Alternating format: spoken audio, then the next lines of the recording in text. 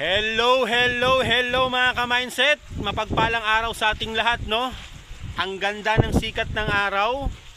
Ang sarap ng simoy ng hangin. Ayan, so andito pala ako ngayon mga ka-mindset sa may Sorsogon, di ba? Sa probinsya ng Sorsogon. So parang kailan lang nasa Metro Maynila tayo, di ba? Nasa SM Caloocan tayo nagtatrabaho, store manager ng mga laptop. So ngayon sa panibagong hamon ng ating buhay, andito naman tayo sa may Bicol, Sorsogon.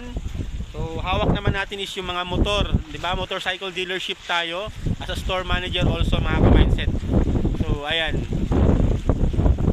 So lagi ko lang isinasabi sa inyo mga ka-mindset, no, laban lang sa hamon ng buhay. Diba? Wala namang ibibigay sa atin ng Diyos na hindi natin kayang gampanan, hindi natin kayang lampasan. Lagi niyong isipin 'yan.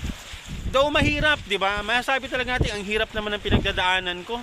Diba? Puro na lang hirap, puro na lang pasakit, puro na lang problema. Well, lagi mong isipin mga ka-mindset, hinahanda ka lang ng Diyos. Hinahanda ka lang niya sa parating na buhay na maganda, parating na pag-asa na makakapagpabago sa buhay natin. Kasi pag once sumuko tayo, pag once na puro tayo reklamo, puro tayo isip ng problema, hindi tayo nag-iisip ng solusyon, well definitely matatalo at matatalo talaga tayo. Lagi nyo isipin, di ba?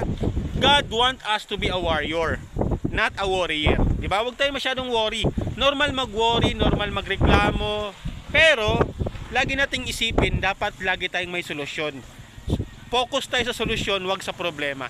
Okay? So yun lang mga ka-mindset. Siguro kailangan lang natin magpahinga minsan, mag-relax, mag-unwind.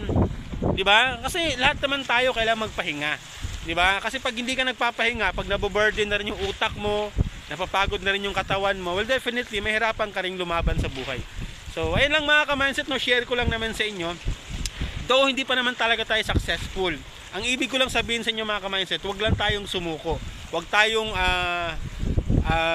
wag tayong masyadong magreklamo. Focus tayo sa solusyon natin, action plan, para at least pagdating ng panahon, kaya nating labanan, kaya nating gapiin yung mga hamon na ibinibigay sa atin sa buhay. Kasi pag once na natalo natin yan, well definitely sasabihin natin sa sarili natin, yes, I made it. Diba? Napakasarap nun. Succeed tayo. Nagawa natin. So yun lang mga ka-mindset, no? Laban lang ng patas hanggat wala kang inaapakang tao, sinisirang dignidad or dangal, huwag kang sumuko. Laban lang. Basta doon tayo sa marangal. Huwag tayo doon sa illegal. Okay? Yun lang mga ka-mindset, oh. Ingat tayong lahat, ha? Lagi nyo isipin at lagi nyo tandaan, mindset is power. Mr. Choi.